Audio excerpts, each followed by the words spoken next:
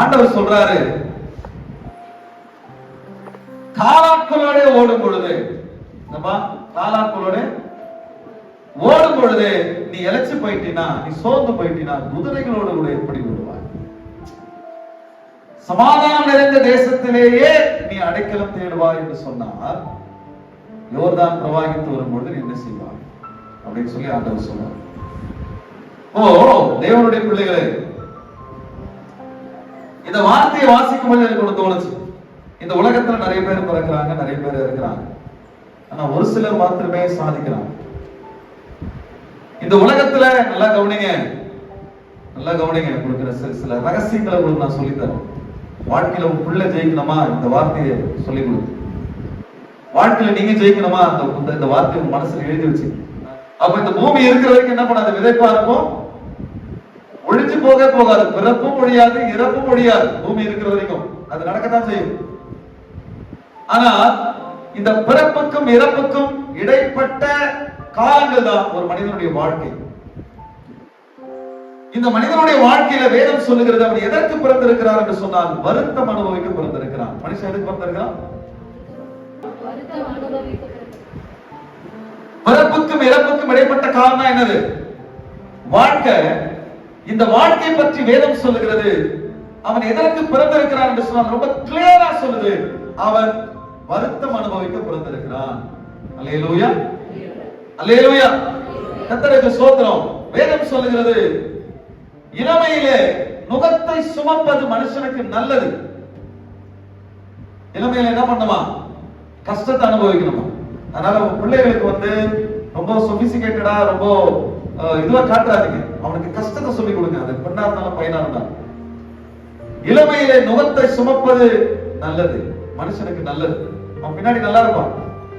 இப்ப கஷ்டப்பட்டீங்கன்னா பின்னாடி நல்லா இருக்கும். இப்ப நீ ரொம்ப சுகபோகமா அப்படியே இருந்துன்னு வச்சுக்கோ, பின்னாடி ரொம்ப கஷ்டப்படுது. ஆமென், அல்லேலூயா. அதனால உங்க பிள்ளைகளை பார்த்து சொல்லுங்க, நம்ம கஷ்டப்படுறோம், பிள்ளைங்க நாளைக்கு நல்லா இருக்கணும்னா கஷ்டத்தை காட்டி வருது. ஆமென்.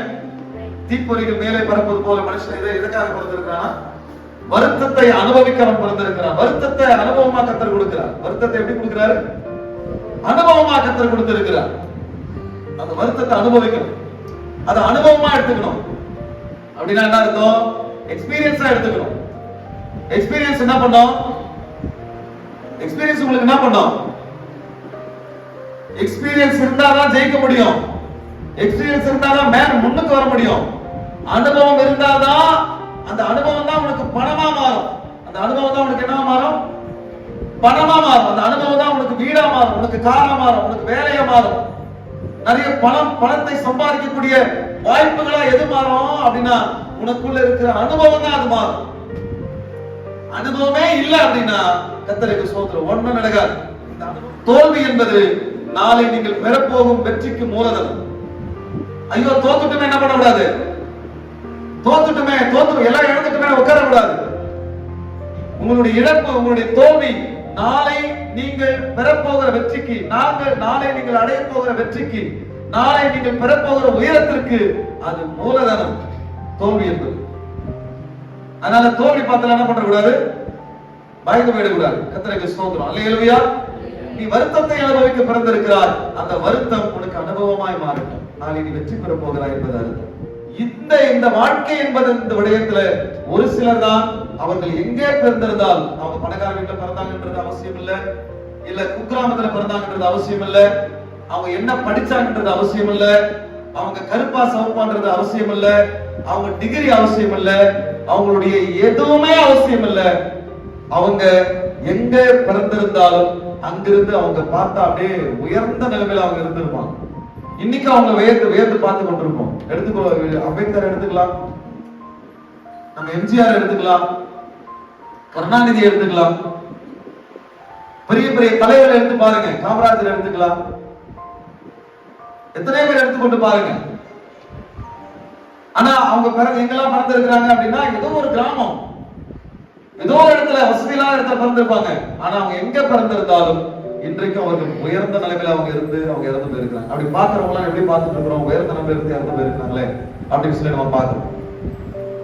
ஆனா ஒரு சிலர் உயர்ந்த நிலைமைக்கு போனாலும் கீழே பாதாள வரைக்கும் அவங்க தாழ்த்தப்பட்டு ஒன்றும் இல்லாமல் போய் இறந்திருக்கிறாங்க. ஆனா ஒரு சிலர் கர்த்தருக்கு ஸ்தோத்திரம், பிறந்ததும் தெரியல, இறக்குறதும் தெரியல. அவன்லாம் எப்படி ஏதோ பிறந்தோம் ஏதோ வாழ்ந்தோம் அப்படின்னு சொல்லி வாழ்ந்துட்டு இருக்கிறான். இதுல நீங்க எதுல இருக்கிறீங்கன்றத நீங்க நீங்க நீங்க யோசிக்கணும். இன்னொன்னு, நீங்க எதுவாய் உங்கள் பிள்ளைகளை மாற்ற விரும்புகிறீர்கள், என்ன கற்றுக் கொடுத்து உங்கள் பிள்ளைகளை நீங்கள் வளர்க்க விரும்புகிறீர்கள். நான் எப்படி போனாலும் பரவாயில்ல, என் பிள்ளை பெரிய ஆளா மாறணும் அப்படின்ற எண்ணம் சில பேருக்கு இருக்கும். ஒரு சில பேருக்கு எப்படின்னா, நான் ஏதாவது செய்யணும் இந்த உலகத்துல, நான் எனக்காக, என் குடும்பத்திற்காக, என் மனைவிக்காக, என் பிள்ளைகளுக்காக இந்த உலகத்துல நான் ஏதாவது செய்யணும் அப்படின்னு சொல்லி இருக்கும். ஒரு சிலருக்கு நான் நேர்ந்து கொண்ட வேலை, நான் தெரிந்து கொண்ட வேலை, என்னுடைய ப்ரொஃபஷனல், என்னுடைய வேலையில நான் ஒரு முத்திரை பதிக்கணும், நான் சாதிக்கணும் அப்படின்னு சொல்லி என்ன இருக்கும். யார் எப்படியா இருந்தாலும் எல்லாருக்கும் காமனா ஒரு எண்ணம் இருக்கும், நான் இருக்கிற நிலைமையில இருக்க கூடாது, நான் முன்னுக்கு வரணும். எத்தனை பேர் இருக்குது அந்த எண்ணம்? நான் பெருசா சாதிக்கணும், நான் பெருசா முத்திரை பதிக்கணும், அப்படி இப்படிலாம் இல்ல. நான் இருக்கிற நிலைமையில இருக்க கூடாது, நான் எப்படி வரணும்? முன்னுக்கு வரணும். 2000 அதே நிலைமையில தான் இருந்தேன், 2021 அப்படியே தான் இருக்கிறேன், 22 அப்படிதான் இருக்கிறேன், 23 24 அப்படியே தான் இருக்கிறேன்னா அந்த வாழ்க்கை போர் அடிச்சிடும். அந்த வாழ்க்கை அதை விட செத்துடலாம். கர்த்தருக்கு ஸ்தோத்திரம், எல்லாமே போயிடலாம். என்னத்துக்கு அந்த வாழ்க்கை? இருக்கிற மாதிரியே இருக்கிறது என்ன வாழ்க்கை? அப்போ நிறைய பேருக்கு நான் என் வாழ்க்கை இப்படியே இருக்க கூடாது, அது கொஞ்சம் முன்னோக்கி வரணும், மேல வரும். நாளுக்கு நல்லா பண்ணோம், மேல வரும். பிசினஸ், என்னுடைய வாழ்க்கை, என்னுடைய குடும்பம் எப்படி இருக்கணும்? 2000 விட 2024 நம்ம பெட்டரா இருக்கணும். எப்படி இருக்கணும் சொல்லுங்க, எப்படி இருக்கணும்? பெட்டரா இருக்கணும். அப்போ இப்படி நான் முன்னுக்கு வர வேண்டும், நான் அப்படியே நிலைமையில இருக்க கூடாது, நான் முன்னுக்கு வரணும்ன்றவங்களை பார்த்துதான் இந்த வார்த்தையை சொல்லணும் அப்படின்னு சொல்லி நான் நம்பணும், நான் எதிர்பார்க்கிறேன். ஏன்னா அந்த வார்த்தை எனக்கு சொல்லுச்சு, அதை நான் உங்களுக்கு சொல்றேன். கர்த்தருக்கு ஸ்தோத்திரம். தம்பி,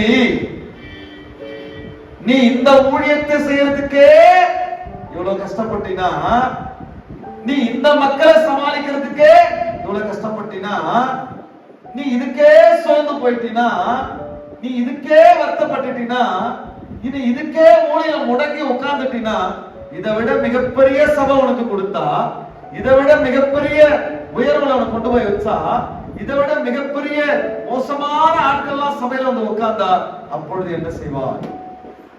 அல்லேலூயா. நீ என்ன பார்த்து கேட்ட கேள்வி. ஏன்னா எனக்கு உயரணும்ன்ற எண்ணம் இருக்கு, எனக்கு முன்னுக்கு வரணும்ன்ற எண்ணம் இருக்கு, எனக்கு அடுத்த கட்ட நகர்வை நோக்கி போகணும்ன்ற எண்ணம் எனக்குள்ள தீயா போர் ஆயிட்டு இருக்கு. எனக்கு அது எரிஞ்சிட்டு இருக்கு எனக்குள்ள. என்ன பார்க்கிறதுக்கு சாதாரணமா இருக்கலாம், ஆனா எனக்குள்ள ஒரு நெருப்பு அது எரிஞ்சுக்கிட்டு தான் இருக்குது. கர்த்தருக்கு ஸ்தோத்திரம். முன்னுக்கு வரணும், மேல போகணும், இருந்த இடத்துல இருக்க கூடாது.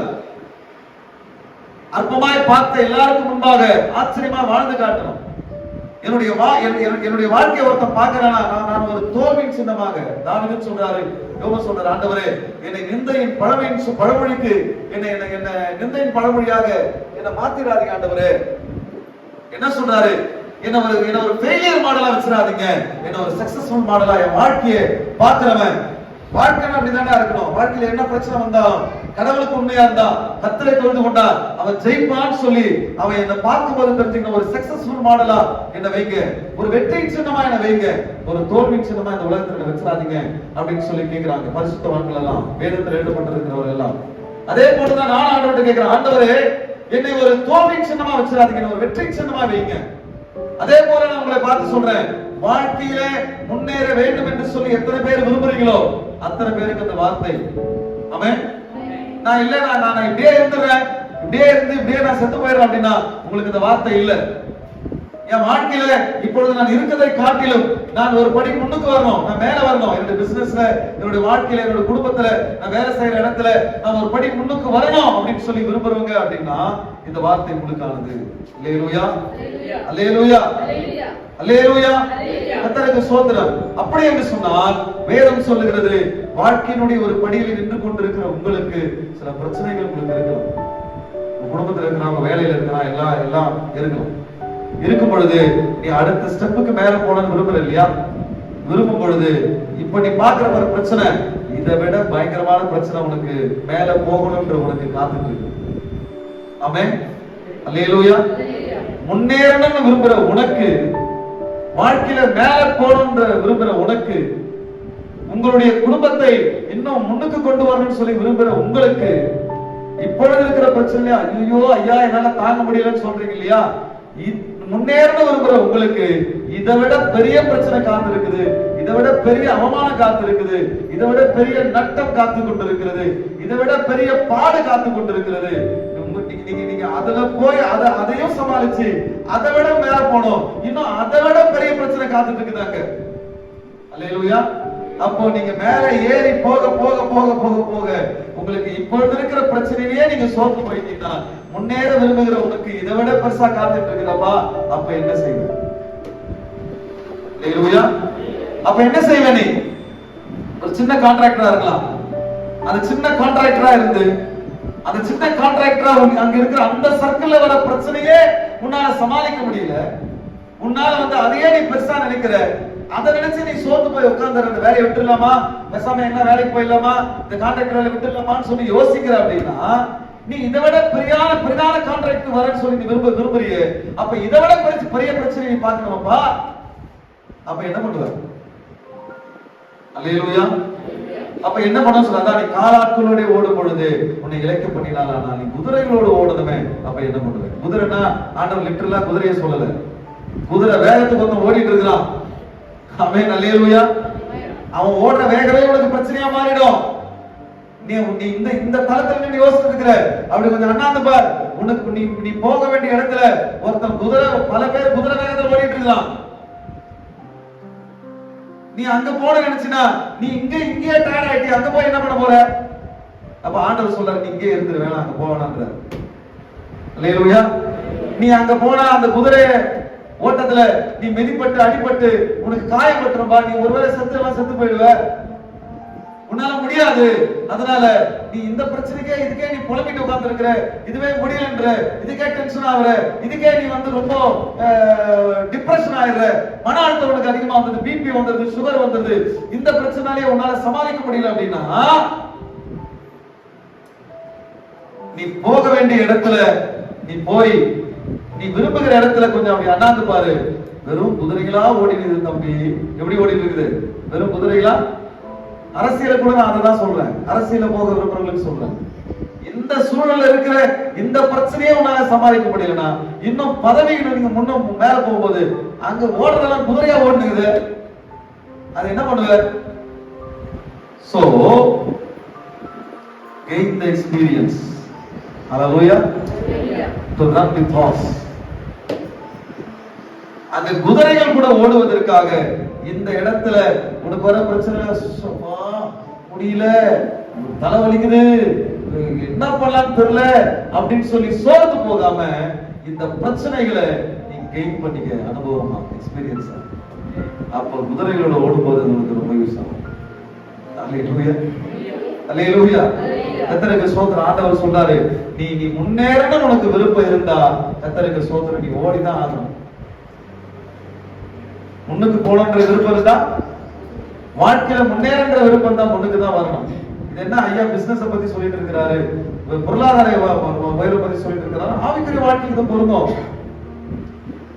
சாதாரண ஒரு சின்ன சபைக்கு போதகரா இருக்கும் பொழுதே உன்னால முடியலனா, உனக்கு வரங்களை கொடுத்து வல்லமைகளை கொடுத்து உன்னை முன்னோக்கி கொண்டு வரும்போது நீ பல பிரச்சனைகளை பார்க்கணும். டீச்சர்ஸ் என்ன சும்மா விட்டு வச்சிருக்காங்க, இல்ல மோன்சிலாஸ்ல சும்மா விட்டு வச்சிருக்காங்க, என்ன கிழி கிழிக்கிறாங்க, அதெல்லாம் எனக்கு இருக்குதா? நான் வரேன், நான் தாங்க ராஜா, நான் தான் மந்திரி, நான் பேசுறது நீங்க கேட்டு போய் நான் வரலாம். இப்ப ஆண்டவர் தான் சொல்றாரு, உனக்கு இதுவே உன்னால பிரதிநோக்கம் போடும் பொழுது இதை விட உன்னதத்துல கொண்டு போய் வேற லெவல்ல கொண்டு போய் வச்சா அங்க பாரு வெறும் குதிரைகளா ஓடி நிக்குது. குடும்பத்திலயும் அதுதான்.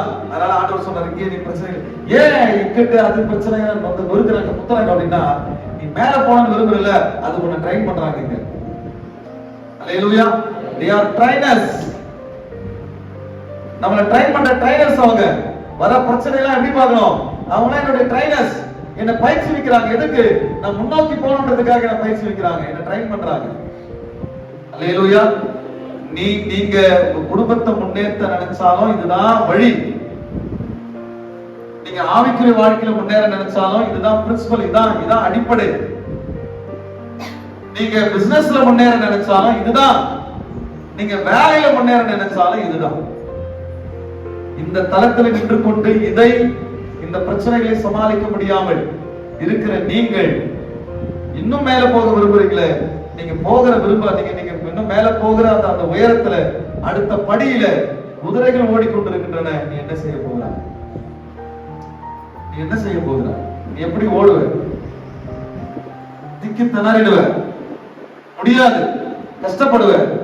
அப்ப அங்க போய்கிட்டு நான் யோசிப்பேன் அப்படின்னா, நான் இன்னும் மேல போக விரும்பும் பொழுது இந்த பிரச்சனைக்கே சோர்ந்து போயிட்டுனா அந்த மேல எப்படி நான் போவேன் அப்படின்னு சொல்லி அங்க இருக்கிற பிரச்சனைக்கு தயாராயிடும். எவ்வளவு மேல போக விரும்புகிறாயோ அவ்வளவு பிரச்சனைகளாய் மாறி அவ்வளவு பிரச்சனைகளும் உனக்கு தேடி வரும். கர்த்தருக்கு ஸ்தோத்திரம். அது எல்லாத்தையும் சமாளிச்சுதான். அல்லேலூயா, அல்லேலூயா. இப்படி ஒரு நல்ல மனைவி இருக்கும் பொழுது, நல்ல கணவன் இருக்கும் பொழுது, நல்ல குடும்பத்தை கர்த்தர் கொடுத்திருக்கும் பொழுது, மற்றவர்களை பார்த்து அந்த கணவனா அப்படி இருக்கணும்பா, மனைவினா அப்படி இருக்கணும்பா, பிள்ளைங்களா அப்படி இருக்கணும்பா, குடும்பனா அப்படி இருக்கணும்பா, இப்படிப்பட்ட ஒரு அப்பா அம்மாக்கு நான் பிள்ளையா பிறக்கலையே அப்படின்னு சொல்லி நீ சொல்லிக்கிட்டு இருக்கீங்கன்னா கர்த்தருக்கு ஸ்தோத்திரம். அல்லேலூயா, அல்லேலூயா, அல்லேலூயா.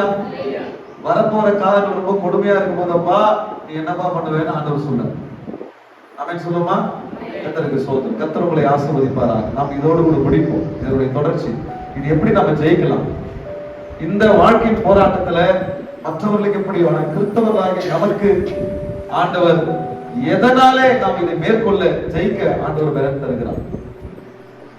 குதிரைகளோடு கூட நம்மை ஓட செய்ய வைக்கிறவர் கர்த்தர், யோர்தானை கடந்து போக செய்கிறவர் கர்த்தர். இந்த ரெண்டு விடயத்தை நம்ம அடுத்த வாரத்தில் பார்க்கணும்.